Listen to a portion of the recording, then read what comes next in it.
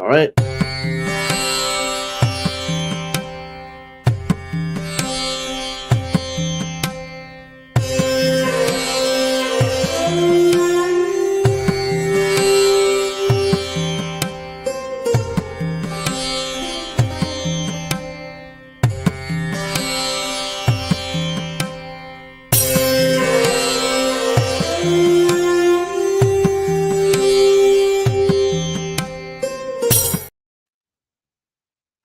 Namaste, everyone. Welcome to the Cārvāka podcast. This is Kushalmehra. I want to start today's podcast by wishing each and every one of you a very happy new year. And it's not been a very happy new year on Twitter for the Indian community. It's been a lot of fun. People are hating on each other. And I was like, what better way to start the new year than reaching out to my friend Razib Khan? I think Razib, along with Abhijit Ayer, has been the one guest who has come on the podcast the most. So, yeah, you Abhijit, and I think the third is actually Colin, if I'm not mistaken. Colin and one more lawyer friend of mine. So you guys are like the regular guests on the pod. But hey, buddy, happy New Year. How you doing? I'm good. Happy New Year. Happy New Year. It's good times here. Good. What the hell is happening? Okay, just explain this to me because I am so out of touch. I don't understand all I see is a bunch of angry people shouting at each other, calling each other slurs, calling each other names. What the hell is happening? Well, I mean, I had a couple of things going on. There's a lot of there's some fissures in the Trump coalition that exploded. Also, I think it's changed a little bit. The engagement algorithm in X that I think was triggered. That was changed as of I suspect that by Monday it was changed a bit. It seemed to have calmed down. So the Trump coalition. The first issue is like there is a hardcore immigration restrictionist wing. There's like several. So like let's put Elon at one side. Elon and the tech right, called the tech right, the tech guys who defected from the mainstream because whatever liberal consensus. But I mean, people like Elon Musk, Mark Andreessen, who actually he campaigned for Romney. But people like that, Peter Thiel, obviously people in his orbit. There's a bunch of guys associated with the All In podcast, like David Sachs, who has been on the conservative side for a while. But Jason Kalakanakis, Chamath, these guys have been more moderate or aligned with the Democrats. So they're there. At the other end are basically the white supremacists, white nationalists. They've always been there. Most people in MAGA are in the middle, obviously, or not aligned with either of these factions. And I think what happened is there is an anti-immigration faction, which is against the H-1B, and also that's against high-skilled immigration because they think that, the issue with high-skilled immigration that's dangerous as opposed to low-skilled immigration is that it, hits the livelihoods of white-collar, upper-middle-class, professional managerial-class Americans. There are people, there are programmers, engineers, devs who have been, when you flood the market with labor and you are labor, that does affect you, right? I mean, almost certainly H-1B stream, like the high school immigration stream in the United States, has kept wages down in software engineering, and it feels like that. So capital, Elon Musk, management has wanted these people.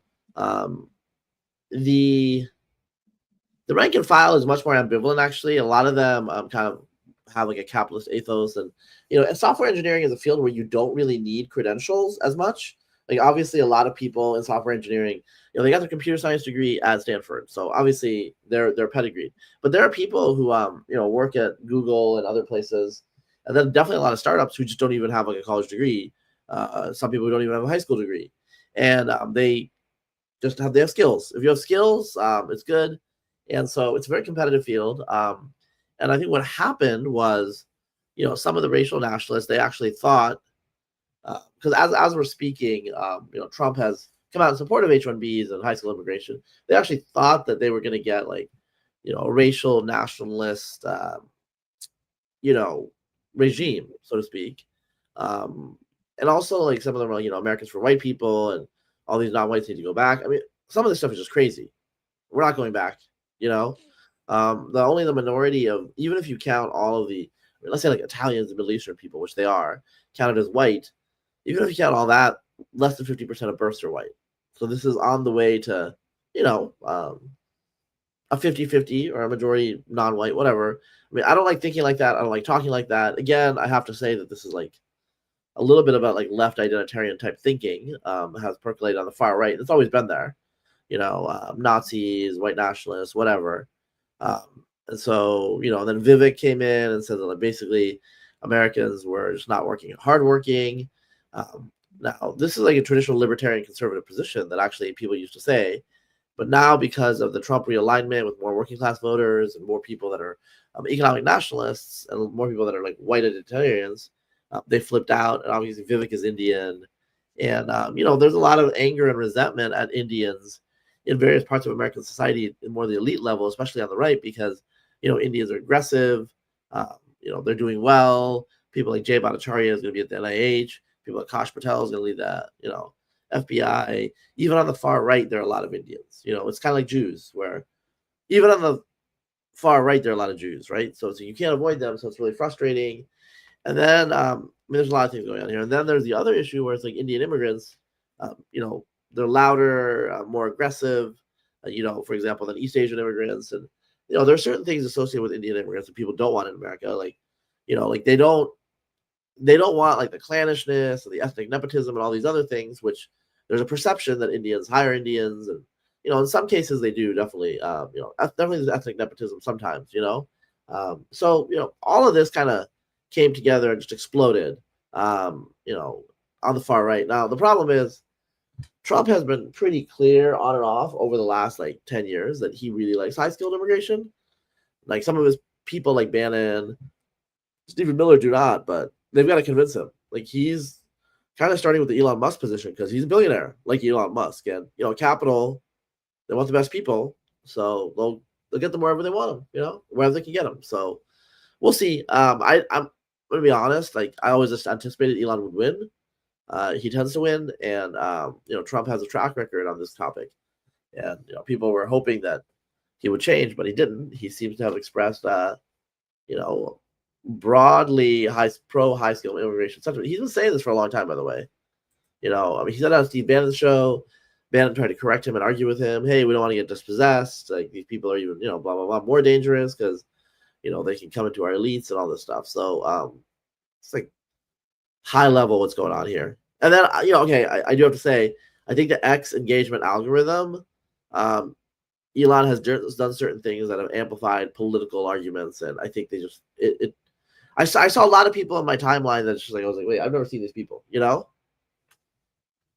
So, there's a lot of things we can follow up on, but that's the high level what's going on. So just to back you up, I want to play 2-3 clips of Trump because before people accuse you of making shit up, it's always better to play those clips. So I have those clips and I want to play them so that people know that Trump did say it's actually good. Somebody did share the clip. So first one was on the 2016 campaign trail, which was very interesting.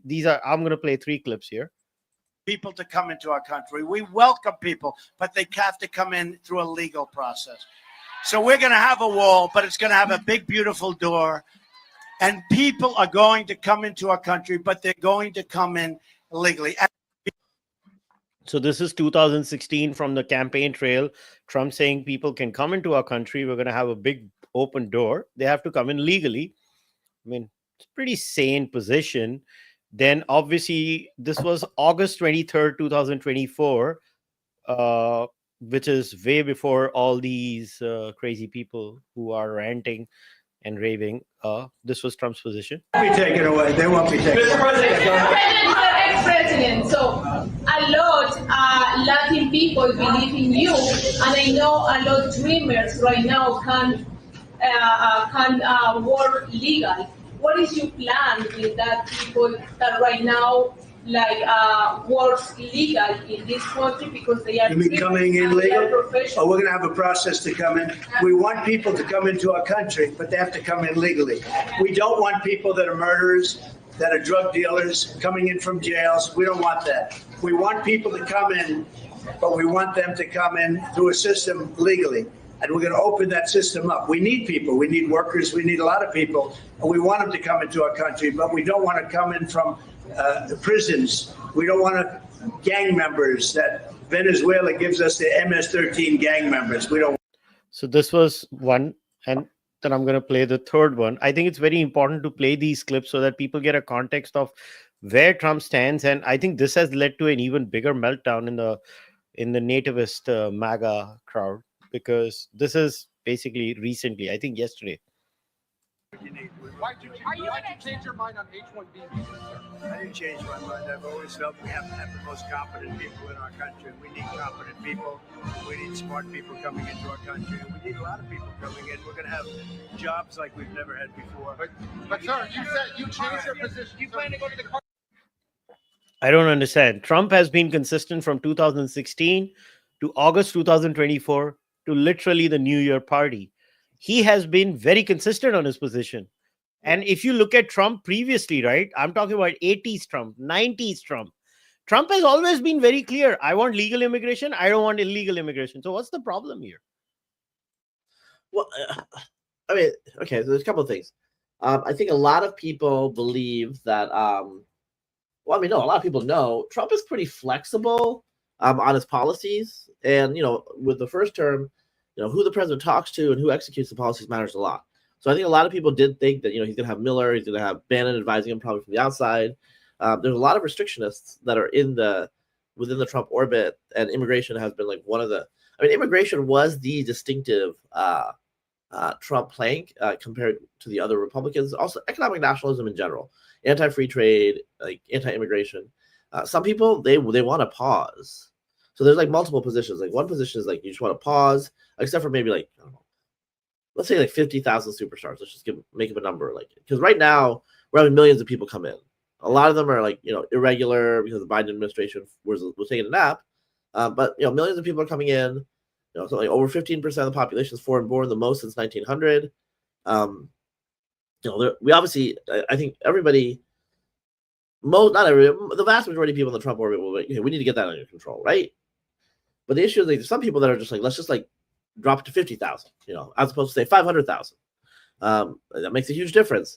And so then there's other people that are like, we need white people because it's a white country, it's a white Christian country. These Indians are brown, they're not Christian, they smell bad, they molest women, all of these things, like all of the anti-caste and anti-gang rape articles have been passed around now. The irony is a lot of the articles that were on the left are now being passed around on the right, which is always like what I was always saying about the caste stuff in the United States, because I think caste is an issue in India. Obviously, I'm not going to deny that, obviously, but in the United States, it's not that big of an issue for various reasons. Like, you've been to America.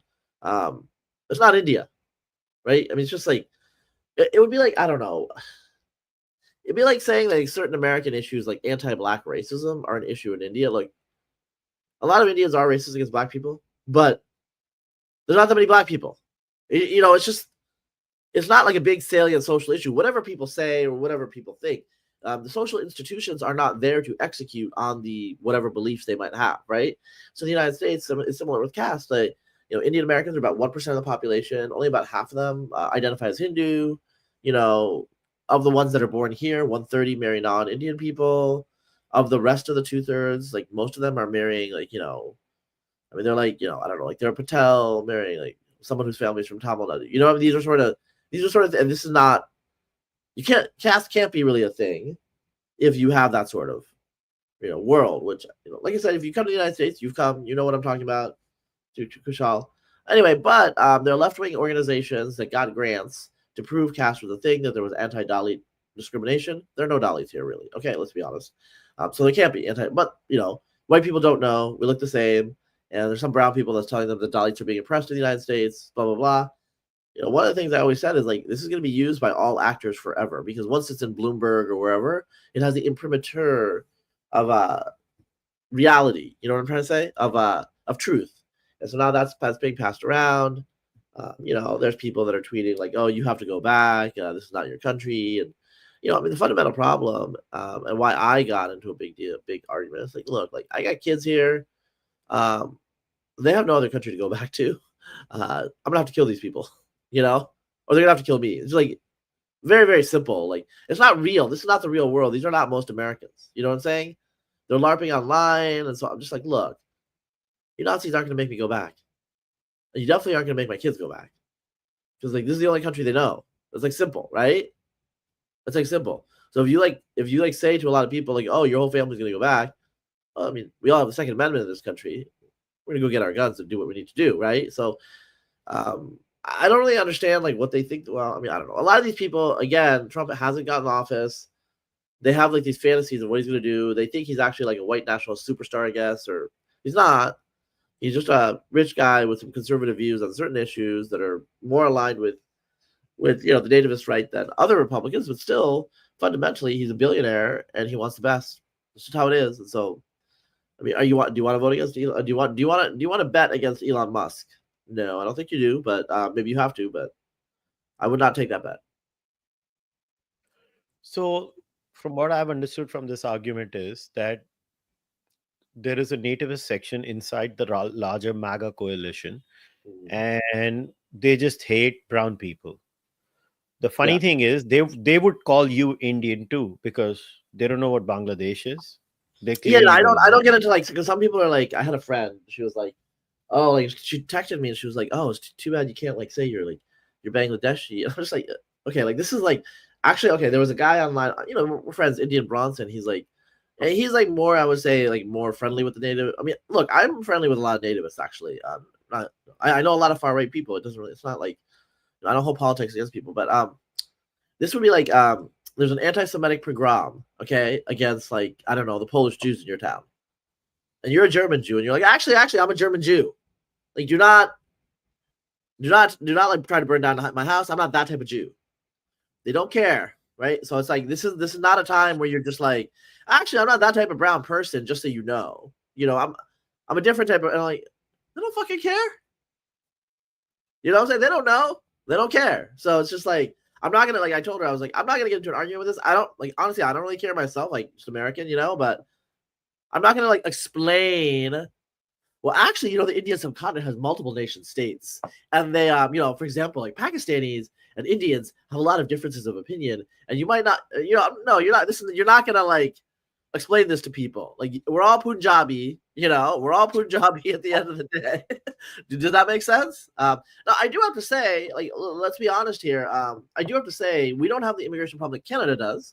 I have a friend who is a Canadian. Well, she's Indian, and she lived in the States for 3 years, in New York. Goes back to Toronto recently, and she's like, "Oh my God, it's like I'm in India." And she's freaking out. Her family's probably going to move somewhere else because like the area of Toronto, it's like being in an Indian bazaar. Okay, the immigration problem in Canada is like next level. That's probably amplified some of the things. Now, when I say Punjab, Canada, like honestly, this is what I've heard. Your listeners. I mean, I live in Canada for 6 months, but I want to know what you've heard. Well, what I've heard is Canada has like a Punjabi Jat problem, where it's like there's a lot of like rural, like farmer type families, and these kids are mortgaging. Okay, this is what I heard. These young people that are going to these fake colleges are rural people. They're Jats from rural Punjab, and they're well-off families, but they're mortgaging their inheritance. They're selling their land, they're selling their houses, and that's what's going into the tuition for the fake colleges because they see Canada as a land of opportunity. The problem that you're having is like, for example, can I swear? Or I don't know, like. Please swear your way to glory. Like for this thing, like because like some of the stereotypes are true. Okay, like these like guys from India, they showed up in the last couple of years, and like they're like eye fucking women like in groups. That's like weird behavior. You don't do that in North America, right? Like I mean, look, we all stare at hot chicks, but it's just like if it's like 7 of your bros, you don't just like sit there and like just stare at a hot woman walking by. You know what I'm trying to say? That's just like weird behavior. So there's a lot of weird behavior that's happening that's now being associated with Indian people. And like, like the most anti-Indian stuff I have heard in the last year, IRL, is from Indian Canadians that have been there in a while. And I mean, they just hate it because they've been there a while. They're Canadian. So they have to deal with like the increased costs, the social disruption, the cultural change, and they have to deal with all other types of Canadians think that they're just like the other people, So they're enraged. I mean, some of them are moving. Some of them I know they're moving to the United States. They're leaving Canada because they're like, we left India for a reason. These people are just like Indians. Like they're not assimilating in any way, et cetera, et cetera. That's a problem. We don't have that problem in the United States. Okay, we do not have like the low skill stream yet. They're not. Okay, these people are not even low skill, but let's just say that they're not like H-1B caliber people. They're just people that want an easier life, and I don't know if they thought that working at Tim Hortons was going to be like what they were going to do with the rest of their life, but I mean, with their skill level, their lack of English, other things like that, that's causing an issue. So that's a separate debate. And then you have the UK, which since Brexit, they made Brexit happen, and they invited the rest of the world. So the number of South Asians, so I'm going to say South Asians like Pakistanis, Indians, Bangladeshis, doubled in the last 20 years, is what I've seen in the census. And also, like, Indian Britons used to have an higher income than white Britons, and now they have a lower income, mostly because of massive immigration stream. Now, some of it is to like staff the NHS, do other things. Obviously, like they do have some utility, but also a lot of especially like Pakistanis and Bangladeshis, they live in social housing in the UK. So the UK has its problem. Like what the it's like 20 years ago, it wasn't quite like the US, but it was a little bit more like Canada and the UK both had a lot of subcontinental people there, but there wasn't this sort of rage, and that's because like the spigots hadn't been turned on by the elites to let like just a bunch of people in who bring their culture, who cause economic chaos, and some of them like they do a lot of basically welfare fraud, especially in the UK, but I mean probably in Canada too. I don't know the details, but in Canada the main issue is like housing is just out of control. They just did not build enough housing for the newcomers, so and they have some of the issues with YIMBYs and NIMBYs that the US has too. So that's breaking out. Yeah, I mean, it's interesting because like the Canadian system, a lot of immigration restrictionists like would point to it as good insofar as it had a point system.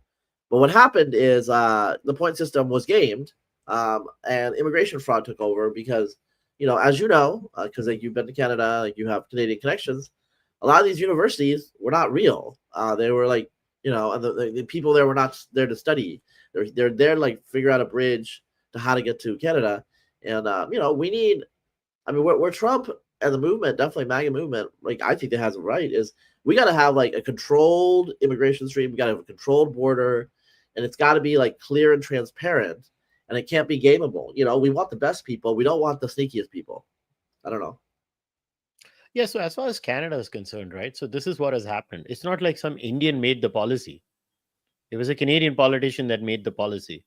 It was a Canadian politician that made the decision to open the diploma mills. It was a Canadian politician that took the decision to get these people in. It was just that somebody, at the end of the day, when you have a system that is created, somebody's going to free ride it. And yes, there was this section, and obviously I mean, I say it openly, most of the immigration it's a human trafficking scam, man. I think Canada is guilty of the worst human trafficking scam. And I've been pointing this out for the last 5-6 years. I've been talking about it. Like brown people themselves have been talking about it, that stop sending people from Punjab to Canada because they've been exploited. Like girls, I know of Razib, I sent money to 3 girls in Canada their passports got confiscated. So what these guys do is they take their passports, then they tell them to go to Vegas to strip malls, work there for them, and then they come back.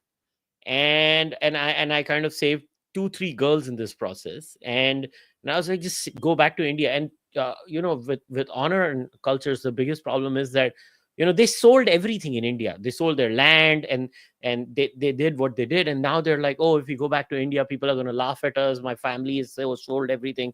So it's a very complex issue.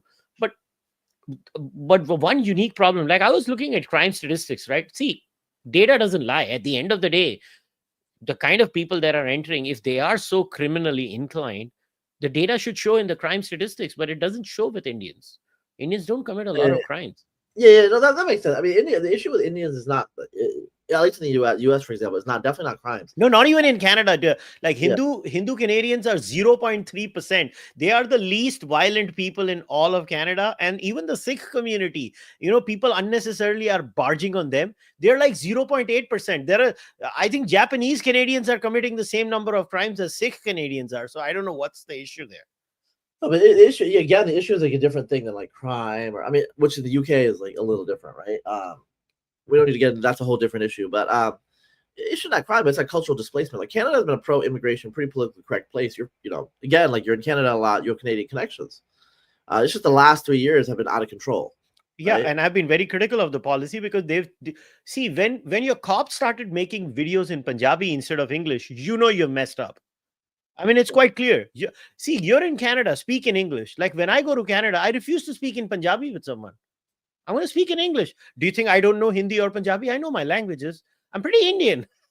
Yeah. It's like when I go somewhere, I try to make an effort to assimilate. I would expect the same if somebody moved to India. That if they came to India, I would appreciate the fact that if they assimilate. But underneath this, right, there are real issues. But what I don't understand is what is the problem with the H-1B program? Did the Indian government decide the H-1B or did the Indians decide the H-1B? Again, it's the same argument. Like Americans have a program. Oh yeah, this is not an issue. I mean, it's not an issue with the Indian government, obviously. I mean, Indians themselves, like what, like if they're like, okay, so it's a complicated economic issue, which is a separate thing. There is a good argument that some level of migration is good for like a country that's developing, because what happens is, I mean, like for example, what happened with China is all these Chinese went to the United States, they got the human capital increase, they studied, they learned, and a lot of them brought it back to China actually. And then with remittances and like contact and collaboration, so when you have a synergy, you have like non-zero sum game, right? And arguably, with these like big Asian countries, that's what's been happening, where they have so much skilled talent that it's going elsewhere, like Dubai, the United States, and they're getting a lot of the gains. Like we're talking like, I don't know, like let's say the H-1B, like not like a super high level H-1B, but like a regular H-1B is like can be making 150,000 USD. That's not unheard of. I had a friend, he was an H-1B, he just recently got naturalized. I think I can say this because he doesn't listen to your podcast, but he's Indian. He was making $600,000 a year at Uber as an H-1B, yeah. So it was kind of out of control with some of these people in terms of like they were stuck in the system, they're making a lot of money. Do they undercut some American engineers? I'm sure. I mean, because it's just that's how supply works. But the issue is, this isn't like undercutting lower middle class Americans, who are like on the margin.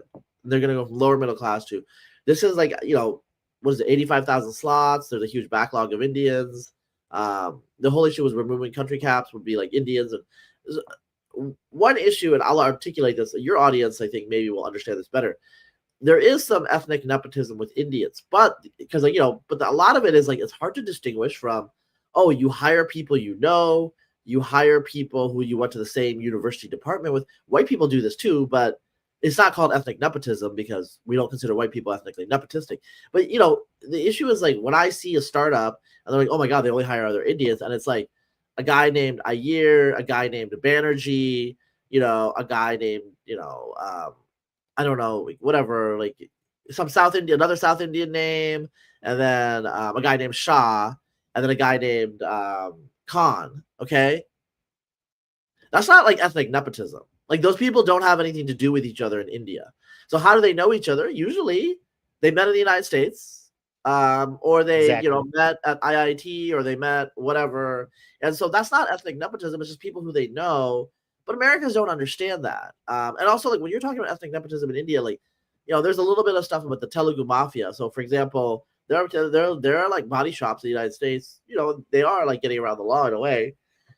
They're hiring like other people that they know from Hyderabad, there is some ethnic nepotism, and even Indians will say that, but they exclude other Indians. Like, like if you're from another part of India, you're going to get excluded. So it's like complicated that way. And so it's a little frustrating. So for example, like, I don't know, it's just like, my name is Razib Khan. Like people can like from the Indian subcontinent know kind of my background just by the name. And people are like, oh, like you're like friends with this guy, this Balu Subramanian guy because you're both Indian. Like you're laughing, but do you see what I'm saying though? It's like, okay, well, dude, you know why it's funny? Because we're friends for such a long time and we have such a diverse set of friends. Yeah. Like, I have a lot of far right friends, for example. Like like friends that are kind of identitarian. I have like I have like normal friends. I align mostly with like the tech right at this point. Like it's policy aside, because like it's just who I hang out with. It's like kind of my closest thing I have to like a sub-national identity. I'm like this tech guy. Like I go to tech parties and but have. But like, if you're gonna be in tech, what are the probabilities of you meeting a lot of Indians? A lot. Because they're just there. Yeah, so some people are just like, they've been like screwed in the system, and so they're resentful. But frankly, most people are more in the JD Vance situation. You know, they're like sleeping with the enemy, or they're having the enemy. You know what I'm trying to say? It's like you have to understand, like, Indians are not aliens to people like Elon Musk. Like, look at the ex-engineers that were left working in the middle of the night with him. They're just like people that work under him and with him. That's what he's thinking. That's what like a lot of these tech guys are thinking. Siriam is just one of the bros, and so that's which is like not like the experience of a lot of white Americans, I would say. Some of them, and like they've experienced things in the past. Like part of it is like nobody wants to be. It's like like let's say you're a brown doctor in like rural Iowa. It's like, okay, you're the brown doctor, like you're brown, like you look different. People are like, where are you from and all this stuff. Nobody wants to be. White people don't want to be that in their own country. This is a country that like was founded as a white country, frankly, Anglo-Protestant country. It's changed a lot. So we don't have a discussion with it. So like a lot of people are like, we created this country and like we deserve it. Like one of the things is like it's not that different than some of the things black people say. Like slaves made this country. Because black people have been here. The vast majority of black people were here. Black Americans, African Americans were here in 1790, the first census. They're founding stock Americans as well. And they make a lot of historical arguments, and people are like, well, that was the past, but not a lot of heritage Americans, which like people that are here for the 18th century, they're saying the same thing. And it's like, I don't know. I mean, people are like, well, people whose like family has like fought in World War II should get like preferences. And I'm just like, okay, well, what about people's ancestors were slaves? You want to, like, and so like some people are saying, oh, this is like woke and DEI. I don't like to use those words. I don't generally use those words, but there is some similarity when you're talking about like ethnic. Exactly. Yeah. It is exactly like that. This is exactly this is what right-wing DEI. This is right-wing identitarianism. I know, but yeah, but it's basically the issue is like, do I think that like American citizens should get preference over non-Americans? Yes. Okay. But do I think heritage Americans should get a special but it doesn't end at American citizens, right? It ends at white American citizens. That's the issue. Well, but no, this is more complicated than that. So like they say heritage Americans, which would exclude. Okay, again, like there are like 7 different positions here, and some of the people are getting like some Indians are yelling at people who are not really racist, but they're also like Indians, brown people are having to deal with. So it's like like I like went on the warpath last week, and I was like, we will replace you, and people are like, oh, he's making a racial racial like it was like everyone who knows me knows I wasn't making a racial comment. The problem is like people are like, well, Razib, people don't understand that, they think it's a racial comment. I'm like, yeah, they're retarded, but whatever. I mean, like, I don't care. But what I was gonna say though is it's not gonna end at white America. So like there's this like a racist Albanian American comedian, like Leonardi Jordi, I think. But anyway, I'm saying she's Albanian because she was talking about like, we white Americans built this country, and someone was like, bitch, you Albanian. It's like like ask a Slovenian about an Albanian, like you ain't gonna hear good things. You know what I'm trying to say? So when you say the word white is doing a lot of work. So for example, like let's like I'm a geneticist. You guys know that. People in Poland and Russia are white. They're just as white as people from as people from England and France. Okay, people from England did make this country. This is an Anglo-Protestant country in foundation, in origin. They're the English colonies. The founders did envision an English country, right? So they didn't make this country, but like, if your family arrived from, I don't know, Russia, they're like, they're not even they're not Jews, they're just regular Russians. Like 100 years ago, first of all, you didn't make this country, and you don't make countries. I love the Russian people, I love Russian women, but Russia is a white country, but it's not like a Western European country. You know what I'm saying? Like I do believe, okay, like here's the thing. I do believe we should propose the Melania visa, which is like basically like all women between 18 and like say like 29 in the world. This is women's rights. This is pro-woman. This is a pro-woman position. We should, as long as they fit certain criteria, we can hire like 1,000 20-year-old men to be the evaluators of this Melania visa. Swipe right for yes, like they get the pink card, and swipe left for no. But like we should let all of the young women of the world into this country because they can get like so many opportunities here. But anyway, that's a joke. But well, not actually, it's not. Let's just like seed that idea into the discourse because you never know when it can mature. My sons will thank me for it. But so what I was just saying though is like white Americans themselves are diverse. There's people that came with the Ellis Island generation. So, for example, like a lot of Jewish people, for example, they're not like talking too much. Some of them are, but like, look, like when the race war comes, the Jews are going to be with the Browns. The Browns are Jews, and like a lot of other groups are going to be together, right? So you think like all the whites, but it's like no, like the Jews know that they're next. Like they're not stupid. Like they literally like are just like, look, no. Like we're gonna be next. So like we gotta like. It's like the Brown. It's kind of like there's like a brown shield, and they're like taking the incoming. But the Jews know that they're standing right behind. They know when the brown people are gone, they're next for these people. So of course, there's. I mean, if you count Jews as white, and I do, but like Nazis don't. But in any case, heritage Americans, like a lot of people are mixed. That's one thing. So Anglo Protestants did create this country. But like white people did not. Like they didn't think of it. You know what I'm saying? They thought of themselves as white only after they came back to the United States. But people that came from like the Czech Republic, like the huge Jewish and Italian migrations, even like my ex's like Scandinavian, like Norwegian great grandparents arrived in 1900. They didn't create this country. They helped continue to maintain and expand the country. So there's that discussion that isn't being had. That will crop up. So I think that's divisive that way. Again, you can acknowledge historically that this country was founded as an Anglo-Protestant country, but also just accept that fundamentally, like it's changed. Okay, Trump is not a heritage American. All of his ancestors arrived after like about like 1895 or 1900. His mother is an immigrant from Scotland, and his father is a German American whose parents were immigrants. Trump is not a heritage American.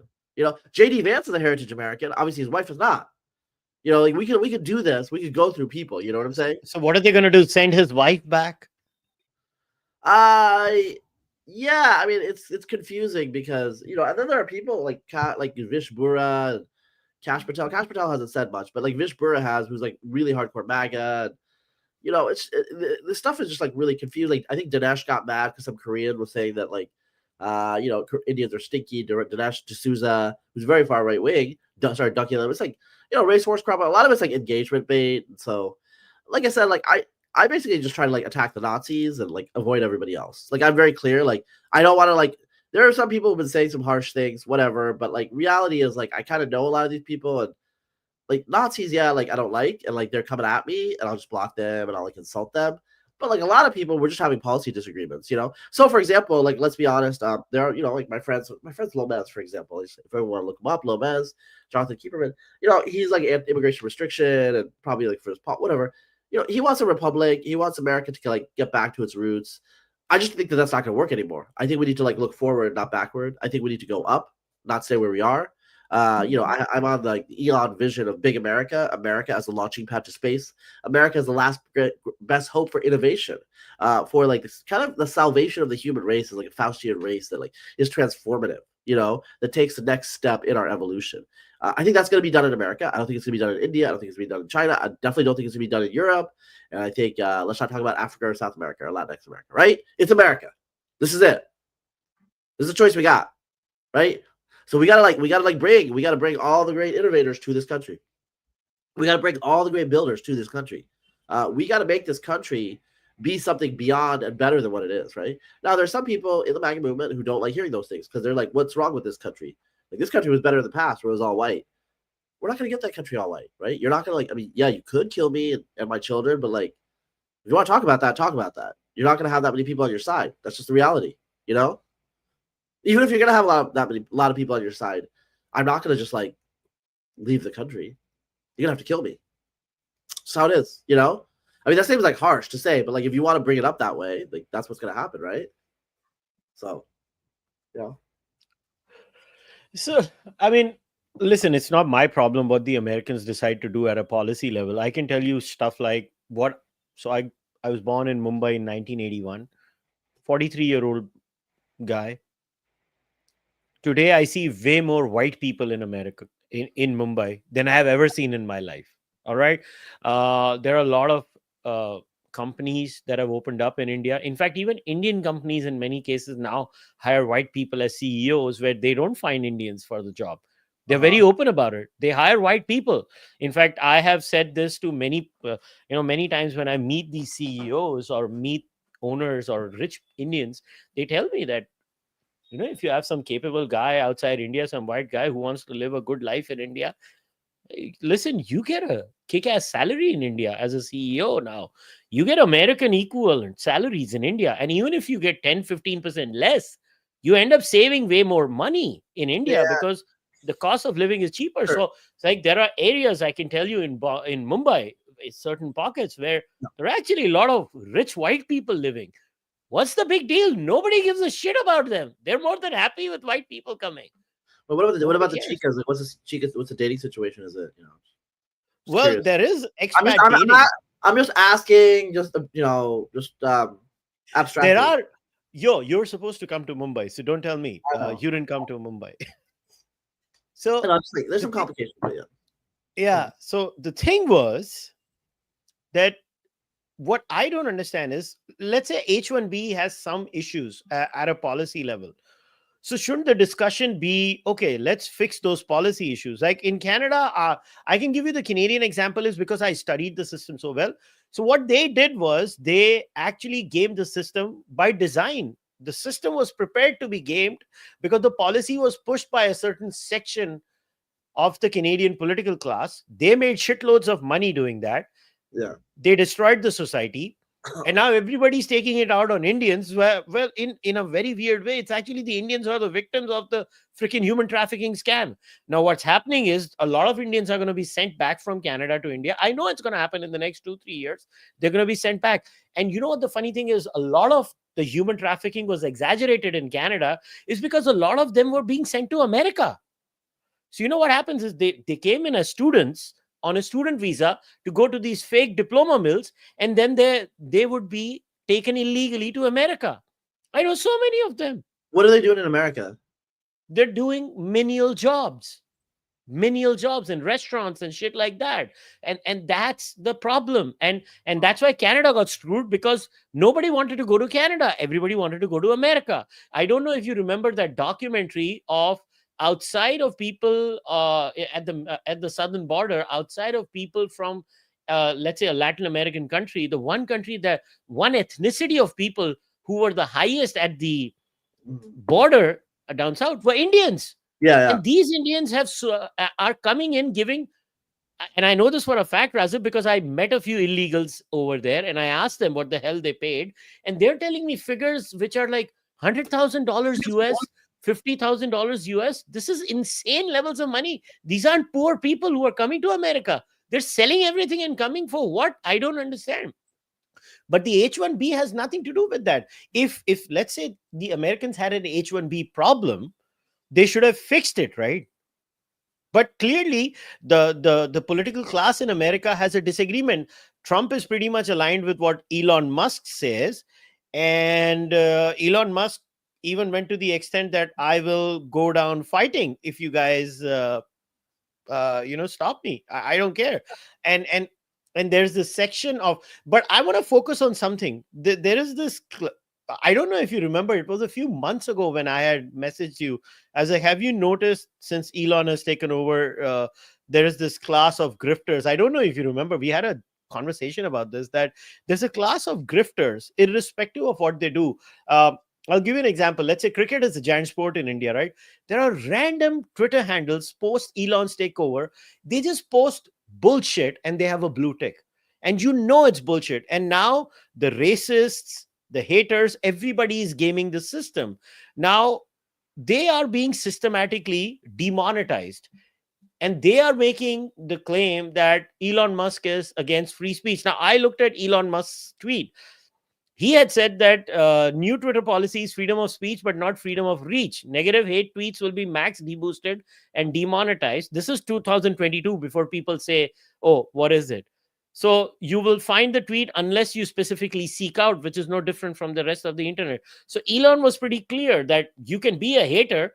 I will not let you make money off of it. It's just that I think Elon didn't care until these people started turning on him. Is that the reality? Yeah, I mean, look, I don't follow this all in detail. I mean, I just think that, okay, I think the more general issue in terms of quality control is like, for example, like fake statistics are all over X. It's like really exhausting to rebut it, but you have to at this point. People love fake graphs and fake numbers and whatever. It's just all over. The engagement algorithms, I think he's trying to change it. The engagement algorithms were rewarding provocation rather than substance. I mean, obviously community notes is good. A lot of people like, for one day it can go, right? So, so yeah, the engagement was out of control if you were provoking. So everyone was provoking everyone else, right? And sometimes there were like clearly like fights and like people would jump in because like they want to get the engagement. You want to get dunked on. There's some people who just say offensive, stupid things and they want to get dunked on because you get big account to dunk on you and that's money. I'll tell your listeners, I normally get like, like $200, $300, $400 every 2 weeks from X for my tweeting. So that's like, whatever. It's like $400 to $800 a month. It doesn't change my behavior. It's not enough for me to change my behavior. But 1 2 week period, I got $4,000. Like, yeah. So a lot of people, they want that like $4,000 payout or that $5,000 payout over 2 weeks. What the hell? I think like Elon was boosting the system before the election, and like the payouts are going to be a lot less actually. But like I'm just saying, why are some people behaving this way? There are people who have gotten like $10,000 over 2 weeks because they got engagement from big blue check accounts.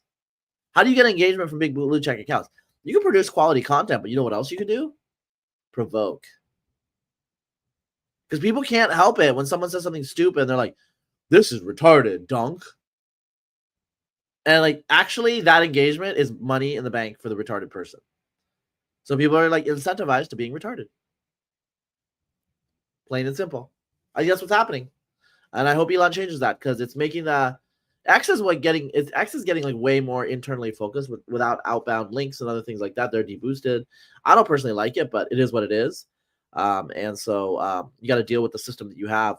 Elon can change it. I hope he does change it. I hope he makes it a little bit more part of the broader internet ecosystem, because what happens is when you seal off something and it becomes a closed ecosystem, it can kind of like run away into weird areas, So with the Indian immigration thing, for 2 days, there's almost nothing else on my feed but like Indian immigration stuff. 2 days. That was too much, So now it's kind of somewhat back to normal, but I mean, now, like, a lot of the MAGA accounts are a little annoyed because of Trump's comments, but, that's what, the Elon system, the way he set it up is incentivizing, I think. I think it's incentivizing provocation. It's annoying. I tell people not to do that, but, if you can get $4,000 over 2 weeks, why am I not doing it? Well, I mean, I'm not gonna lie. I make good money on the Substack, and I feel like that's more substantive and, like you promoted it a lot, by the way. Thank you for that. You are one of the super promoters of my Substack, razibkhan.com. But I have a lot of Indians. I think are like my number 3 free. I mean, I know it's a little spendy for normal Indians, so whatever. I get why there's not many paid Indian subscribers, but I'm one of them. You are one of your paid subscribers. Thank you. You are not a stingy man. That Indian reputation does not apply to you. But and I should actually comp you. I'm gonna do that actually. I'm gonna comp you because like you've been like pretty like good evangelist for me. It's not about the money between us. A lot of Indians are part of my free subscriber. I mean, like I think it's like number 3. Like let me just check it. I can just check it right now. And it's so I have a lot of people out there and who follow me, and I do appreciate that. And I like a lot of Indians, or not a lot. Ooh, that was a Freudian slip. They're gonna clip that out. Like he's actually like a secret Indian agent. I'm a secret Indian agent, maybe. But I want India to do well. I want like the rest of the world to do well as well. I'm much more optimistic, honestly, about America, but that doesn't mean that I don't wish well on everybody else. And I think like the world being wealthy and secure is good for us, actually. I don't think that we should want the rest of the world to be poor. And so when you're telling me this stuff about Mumbai, and I've heard that more Indians are staying, yeah. So so let me just say, like, I'm gonna do all time of all of my subscribers to my Substack, which is like now that there's 60,000 people on the list, by the way, which is for the record, Razib has one of the top 5 science Substacks in the world right now. For people Yeah, who I've don't been understand. up there. Razib and Colin both are there in the top 5. Yeah. It's Two of my friends. I'm so proud of the fact that two of my friends are there. Yeah. Colin Wright is up there. Reality's Last Stand. Also my friend Rob Henderson is up there. So we got a lot of our bros up there. But 52% are American. Okay. 8% are Indian, and then 7% United Kingdom, 5% Canada, 3% Australia. So India's up there, man.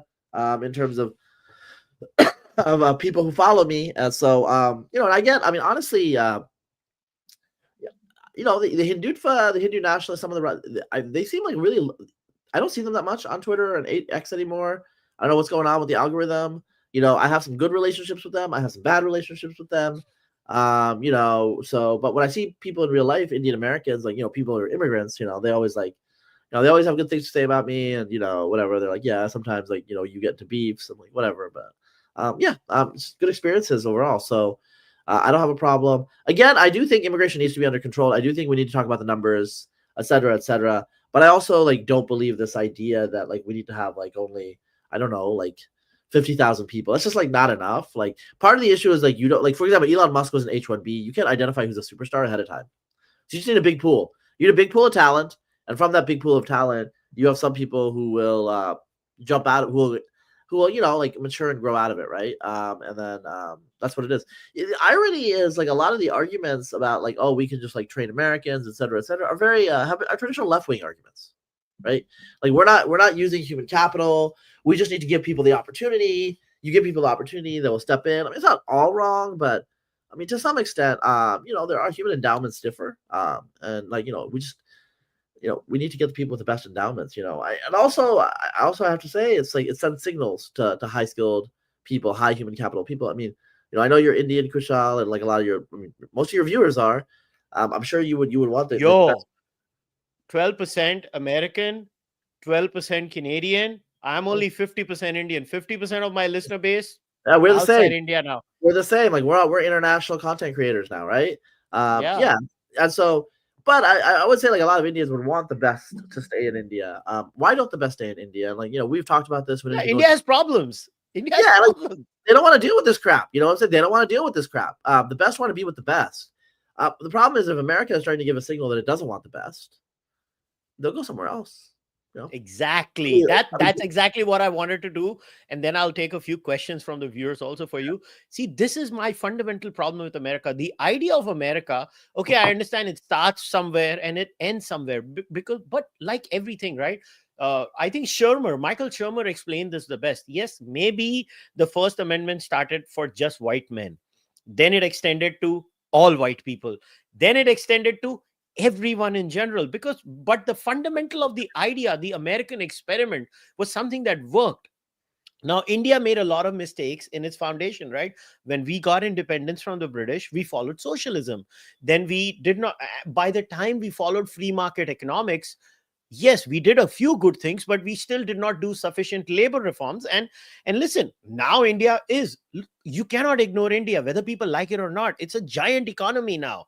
And you see prosperity. See, what happens now, Razib, is because I don't live here 12 months, right? I live in Canada for 6 months. I live in India. And even when I'm in Canada, I'm meeting you guys in America, doing a lot of traveling. And you see the change in India now. It's in 6 months, when I come back to India, the freaking country changes. Everything is new. There are more swankier roads. There are better apartments. There are more and more people coming. Does that mean India does not have problems? Obviously, India has problems. But 10 years down the line, less number of Indians will leave India. That is just economic reality. But since when did America become this country that wanted to, send people back? Because let's say they will send people back. Technology can be the tech bros, which are a giant part of the American economy and the American job market. They're going to find another country. Don't these people? In fact, if I was India right now, I would create a paradise in India and tell them, all of you come to India. This is an opportunity for India. Will India do it? No, they'll never do it because they don't think like that. But yeah, if I was India, I would be like, okay, America has a problem. Let me call all of them back. Yeah, I think India will get a lot of them, but I think also Dubai, the closer, places. Singapore. I think the Gulf. Yeah, I think they'll arbitrage. We have a few friends in Dubai and Singapore who are already there. They're tech bros. Yeah, I mean, part of the problem here is like the tech right. It is a little bit like a globalist cabal. Like it is. It just is. What we need to do as Americans is like understand that there are different interests and there are different elements in this country, and we need to like kind of like have all of their interests accounted for in some way, but it's not going to be maximalist to one side or the other. The tech right's not going to get everything it wants, because people are saying the MAGA right. I don't think it's the MAGA right. I don't think the average MAGA person is on X talking about Pajeets. I'm also a friend of mine pointed out one thing. I noticed, and I was kind of confused. A lot of the anti-Indian like accounts that I see are like, Thomas Johnson 6867. And I was like, why do they have those numbers? And they're like, that's how bots get usernames. Right? And so someone's controlling these bots. There's some people that are saying, oh, like the Trump movement, like they're trying to like break apart like the links between the tech right and the MAGA, whatever. Let's just call it. I think it's more identitarian because like a lot of MAGA people are not. Look, I mean, like 45% of Hispanics voted for Trump. The Asians swung heavily to Trump. They didn't like go pro Trump, but they definitely swung heavily, And there's some like Indians. Indians voted for Trump. So many. You check the numbers in New Jersey, right? Yeah, New Jersey swung heavy. So this is like it's like a vast like multiracial right wing or conservative coalition here. I mean, a lot of these people don't, they don't know what Heritage American is. A lot of this stuff is online. It does have some traction within the administration, but it also has other people in the administration that I know who are like, in the tech right side and whatever. And yeah, I mean, I don't know. But like I said, like a lot of people I think aren't taking it seriously and they just don't want to talk about it because like whatever, like we'll move on. Trump will, there's the job of governing is hard and it's not like wishes. What do you think governing was? Like vibes, essays? No, it's like going to be executional policies, and that's going to be hard. So if I had to predict, I think the first thing that's going to happen is crackdown on border. The Democrats have basically been giving a green light for everyone to come here. We need to crack down the border. We need to control our own population in terms of who's here, who shouldn't be here, who should be here. Get that in check. And then I think what Trump and his people will do is they will create a pathway to enable American greatness. And the way that they enable American greatness is allow the greatest people, the best people to come to this country. Figure that out. That doesn't mean you want people are saying they're working on social media startups. They're not blah, blah, blah. That's fair, but everyone skill sets can be somewhat general. And so you're not going to have everybody perfectly working on a nuclear submarine or something like that, whatever. You're going to have some people that are doing this, some people that are doing that, but we have space in that ecosystem. And, we have San Francisco, it exists. I live in Austin, Texas, a lot of, I have friends that are like, oh yeah, we're proud, Heritage Americans and all this. I'm like, well, okay, that's fine. But why do you live here then? I'm just saying, go live in some rural part of Texas or go live in I don't know, go live in West Virginia or Missouri or whatever. You don't need to live here. You don't live around us, I mean, it's a big country. There's gonna be a lot of different types of ways to live, Lomez lives in. I mean, Jonathan Kieberman, who I mentioned, we're friends. I'm going to see him in DC actually in January. He was definitely on the anti-immigration side, but he lives in Montana. You can live in Montana. Actually, Montana has a problem where the immigrants are from Los Angeles. So the Bozeman is called Bose Angeles. So they have an internal immigration problem, and the local Montanans are not happy about that. But anyway, yeah. Yeah, I don't understand why. See, just a few data points. This report was very interesting that I came across. Small community, big contributions, boundless horizons, the Indian diaspora in the United States, Amrita Oak, and many others had BCG had basically come up with this report. Listen, this population is a highly effective population in America. Just 1.5% of America and 6% of actual all US tax comes from these guys. Listen, America has been amazing to them. They love America and they're paying taxes. Why would you not want productive people is what I was not able to understand. Again, immigration is a privilege. It is not a right. So for everybody to think, oh, now I'm in America, I am, I have some God-given right to come to America. No, America decides what America wants to take. But the discussion, which is rightfully what the point you raised is something that I understand. That listen, if America says no, somebody else in this competitive world is going to be smart enough and say yes. Like just a few days ago, Taiwan put up a full-blown ad, like Taiwan and India or something, and they said, yo, Indians, if you are high skilled, come. Like, I don't know how many people remember that ad. Like, they put up a formal ad demanding Indians come. We want you to come to Taiwan. We want you, if you're highly skilled, if you can add value to our society, come. And Indians will go. Listen, Indians will go. Why? Because there's just too many of us. People don't understand there are 1.4 or 1.5 billion Indians. So even if 10 to 15% of them are freaking super brilliant, that's a lot of fucking people. Yeah. India cannot absorb all of them. So why would the world not want them? Who's saying get the Khalistanis from Punjab? Nobody's saying get them. Don't get them. But get the big, the best and the brightest. Anyways, they're going to assimilate in your society. India is a democracy and many other things. They're just going to be naturally assimilating. And if you don't get them, they'll go to other countries like Taiwan or Singapore or Dubai. Yeah, that's true. I mean, yeah, that's just fundamentally true. I mean, there's nothing that's wrong about that. So people will go where they're allowed to go, and talent will percolate. But the issue is, like, talent can be leveraged. I mean, so that's the problem with India right now. We don't need to talk about India. Like, people know the issue with the bureaucracy and all these other issues. It's not all like that. The tech sector is relatively nimble, but human capital needs institutions. It needs an environment where it can express itself and get leveraged and maximally impactful. That's why people are coming to the U.S. That's just the truth. When you talk economically, they're coming to the U.S. to make a lot more money, and that money reflects their vastly greater productivity in the American system. And that's just how it is. If there are other systems that can match that, they will go there. If they can't go elsewhere, they will stay where they are. But human capital will go to the top, and it will be productive. It's just how productive. I want us to suck. Sorry, Kushal. I want us to suck all the elite human capital out of the world, all of it. All of it. I understand, brother. I understand. I want to all come to America because, like, that's where the leverage is going to be, And I think America is a colossus, and we can take, we can pull, we can attach ropes to all the other countries, and we can drag it up the mountain. We can drag the world, the human race, up the mountain. Yeah. America can do it, and so that's why I believe we should suck all the talent, bring them here.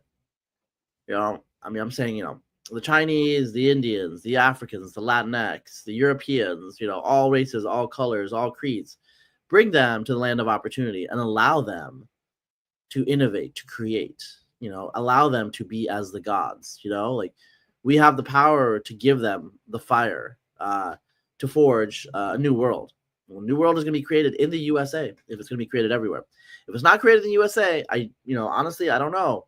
I don't know if we're going to get the new world. We might be stuck with the slow aging world of low fertility rates and, not subsistence, but, small hedonic pleasures, of going to the amusement park or, eating your jollibees or whatever, I'm not saying that people are going to be living like peasants, but the pleasure of what's your problem with jalebis, man?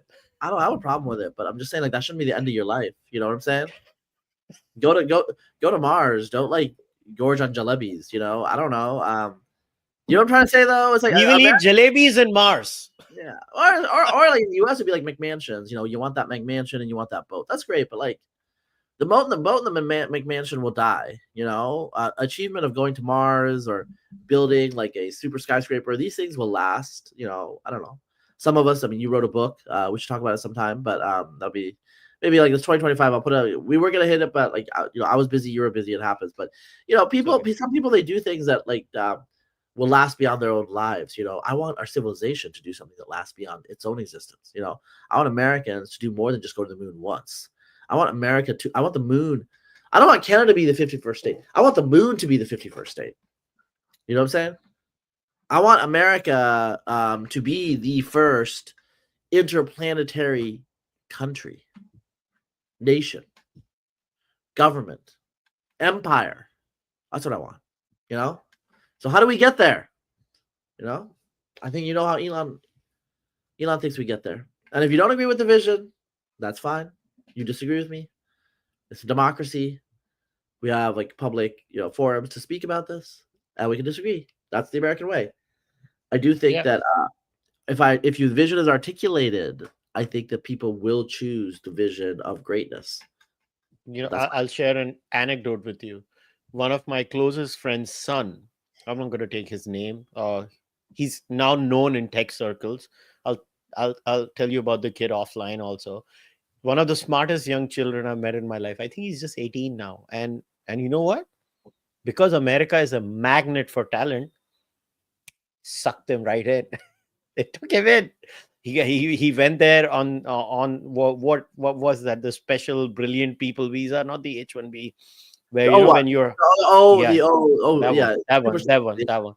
The kid just went there. They took him right in because when you are America is the elite magnet of the world, because this kid was so bright, like he thinks like a 40-year-old. He's that intelligent, and then he struggles with his kids of his own age because he's that smart. And I have seen what America can do when you have brilliant children, and America just sucks them right in because it lets you be. So I understand. I've seen it with my own immediate circle. Would I want that child to remain in India in many ways?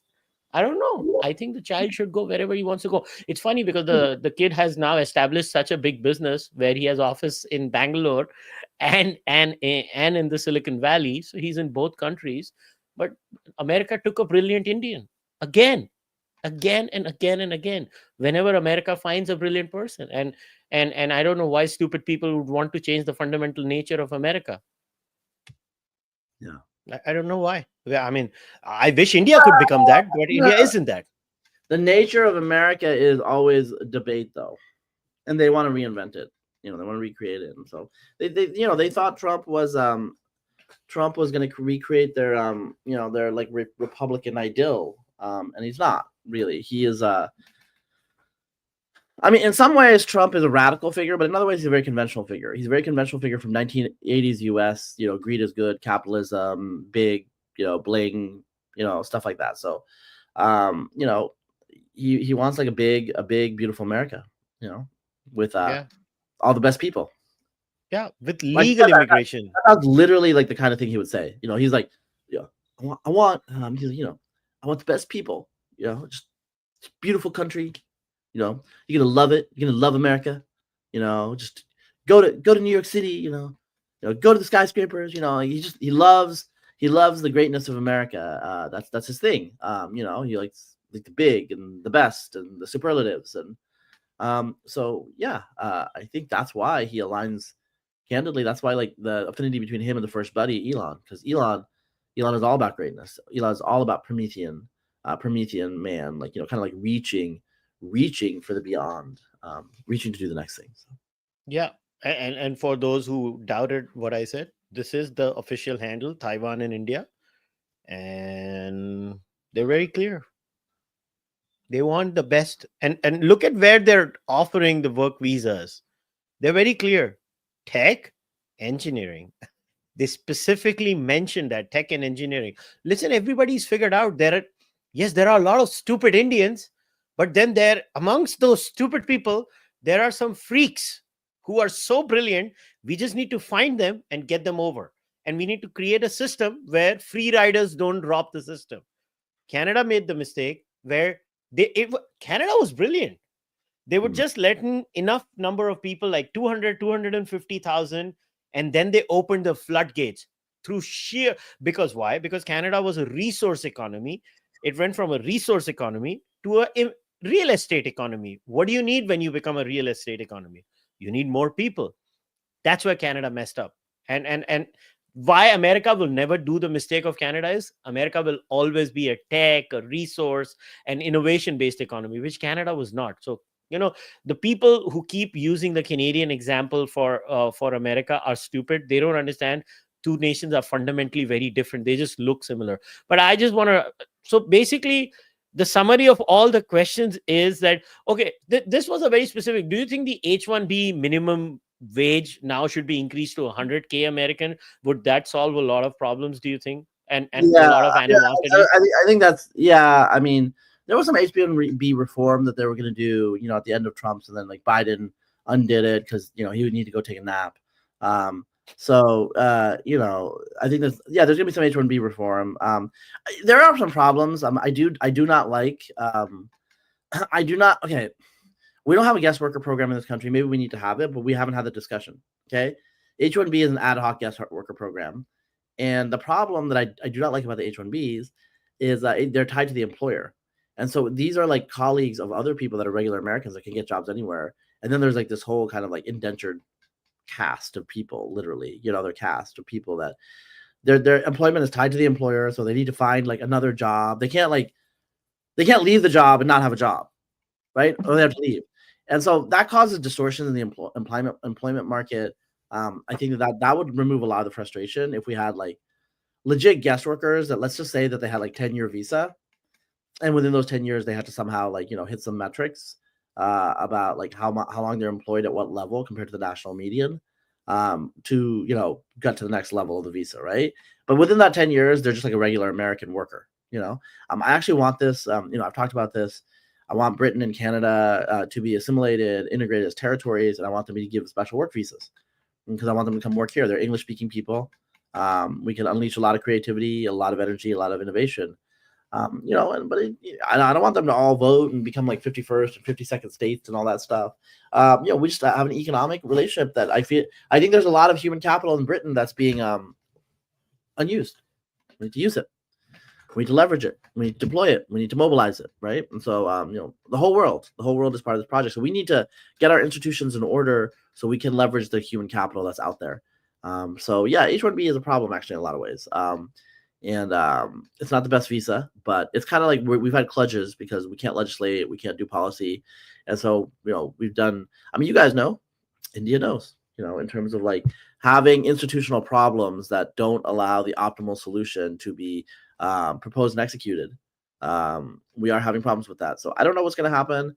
I think H-1B is probably here to stay just because we're not going to be able to design a rational immigration policy in the near future from the bottom up because the two parties can't agree. Democrats basically want open borders, and Republicans don't. And compromising on somewhat open borders is not a compromise Republicans are going to do. For example, just concretely for your listener, one of the reasons immigration reform failed is Democrats kept wanting to normalize and like put on a path to legalization tens of millions of undocumented people. And the Republicans were no, like we will crank up the high skilled immigration quotas, but we will not normalize a path to citizenship for people that have been here illegally, undocumented, whatever. And that's just how it is. But it wasn't a situation where because the Republicans like 20 years ago, actually, 2006, they came to the Democrats and they were like, look, we'll crank up the high skill quotas. You can get that from us. We'll agree to that. The Democrats said no, all or nothing.